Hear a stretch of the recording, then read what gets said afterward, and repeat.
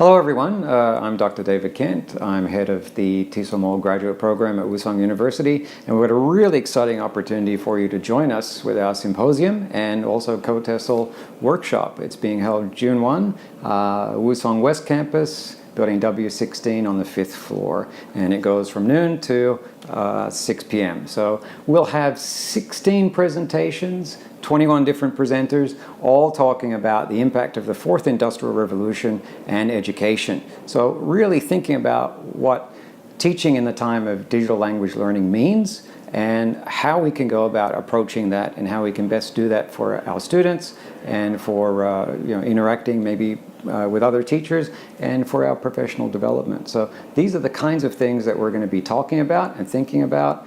And being the fourth industrial revolution, the focus is also thinking about where will big data, the Internet of Things, and artificial intelligence actually take us? How will that impact how we learn, the things that we want to learn, how we learn, and why we now need to learn? Okay, look forward to seeing you there. Thank you very much.